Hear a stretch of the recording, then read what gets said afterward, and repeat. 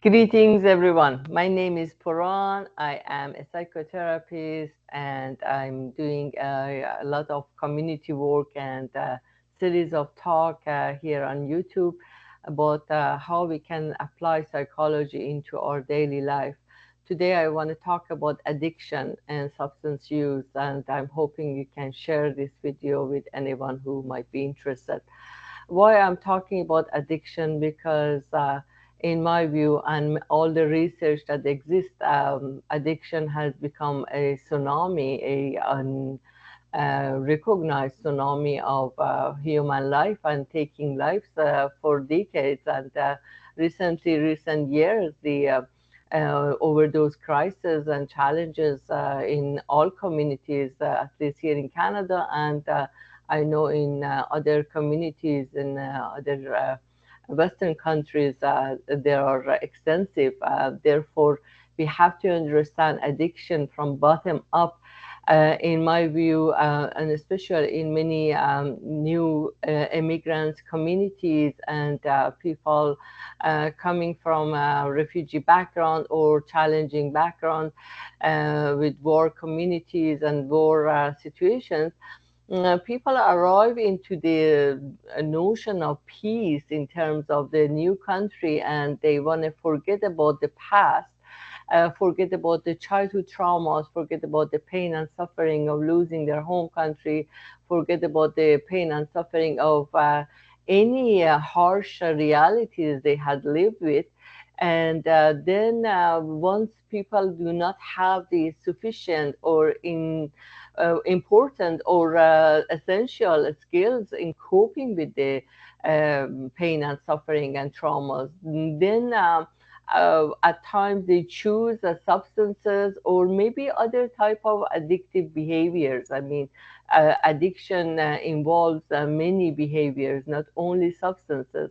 I mean, you can gamble, you can put money on the online games, or and addiction is any behavior that you cannot stop.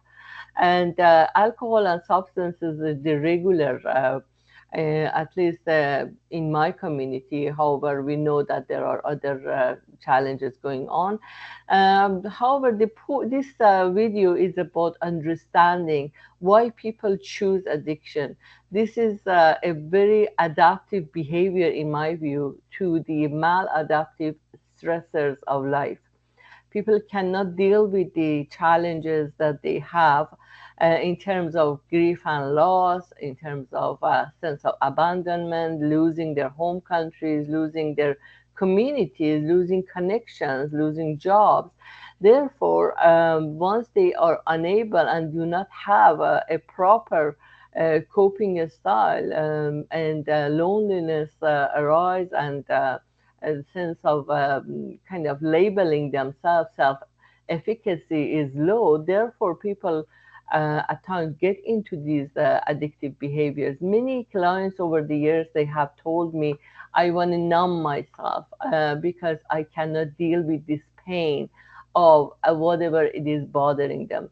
The pain, the emotions they cannot deal with is being numbed by the substances or addictive behaviors. However, this is a very temporary solution, as we know. While after the fact, I mean, the solution is not working, and the problem still remains. Therefore, understanding persons' challenges and the level of feeling of guilt and labeling themselves is important. The stigma attached to not only mental health and addiction, and also these type of behaviors are huge in certain communities, and people do not want to admit that such problem exists. And therefore, going into traditional ways of dealing with the problem at times works. At times, the cultural values, cultural kind of applications of dealing with mental health challenges in terms of getting into nature, understanding the culture, and using family system, using the community system, yes, that works. However, many people do not have those opportunities. Therefore, if you are a mental health worker, if you are a clinician, if you are a person in any helping position, we need to kind of get into the bottom of this, and knowing that many people do not seek help. Therefore, as much as in any assessment, doctors are supposed to assess the person, the doctors, psychiatrists, and mental health clinicians understand what's the reason and why people are getting into this. So perhaps before deciding for any treatment, seeing if there are any terms of integrated health options, in if we can connect the person to correct resources, if the person is seeking job and cannot find job, what are the resources in your community? If the person is sick, in physically ill and has a lot of pain, and therefore seeking all those type of substances, or kind of pills or medications for dealing or numbing the pain, what are the resources out there we can connect the person? Therefore, using a tailored way of helping people with addiction and this population is very important. Population with substance use, often they talk about the level of rejection and stigma and kind of isolation they are living with. Usually the housing problem. I mean, not only addiction is a problem, but the housing today in most Western communities, housing is very expensive. A lack of stability leads to a number of emotional challenges, and people get into numbing themselves by these very much kind of available substances and approaches that there are in our societies. Therefore, understanding this is very important, and understanding that trauma and pain, emotional pain, is almost always behind the addiction. And how can we deal with those traumas? How can we help the person in psychotherapy? And what kind of approaches we are using? If we are clinician, mental health workers, I mean, at times people are using different approaches, and there are lots of evidence for uh, psychotherapy helping with the addiction. However, what is your view on that, and how are you able to kind of de-stigmatize and at times also decolonize addiction?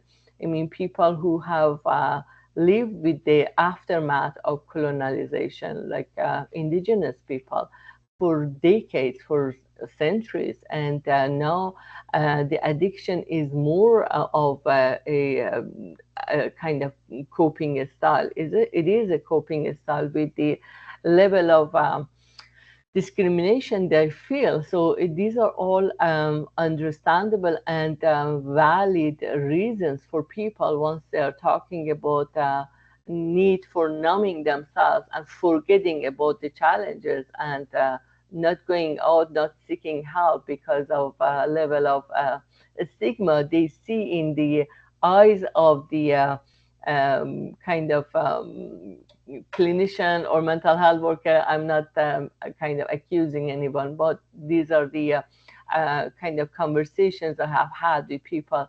Therefore, it is up to us, and even if we are just a family member, understanding by blaming, by putting guilt on the person, by criticizing them, we are adding to the problem.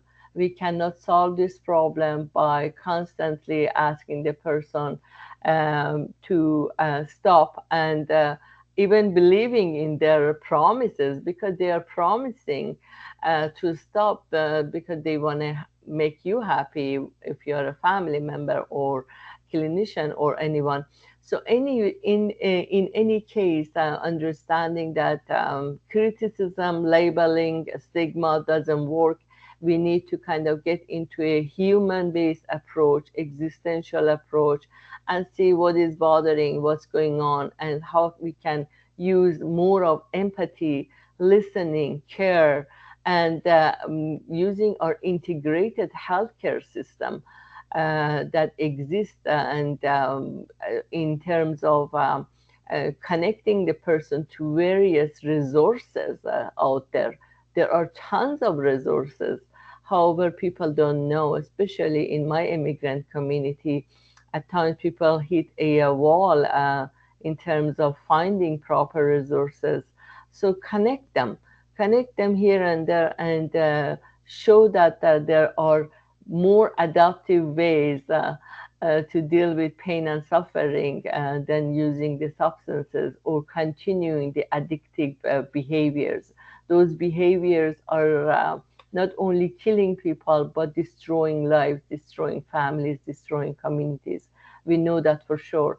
Therefore, I think this conversation is very important, and not only looking the addiction as an individual problem, which is not, in my view. It is a society problem. It is a community problem. It is a bigger problem.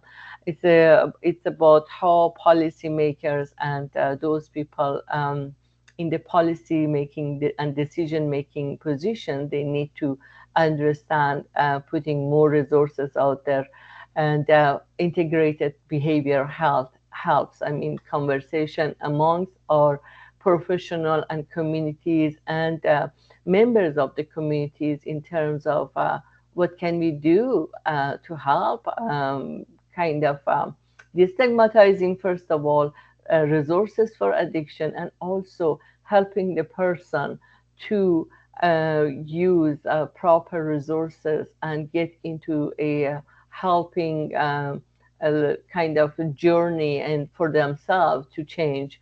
This is a journey for sure, and people get into that only once they are trusted, once they are respected, once they are validated, once their emotions are validated, once they are understanding that, yes, it makes sense if you have pain and trauma and you have lost family members, you have lost communities, or at times divorce situations, nasty divorce. Yes, it makes sense. These are all pains. However, what can you do? You can do better.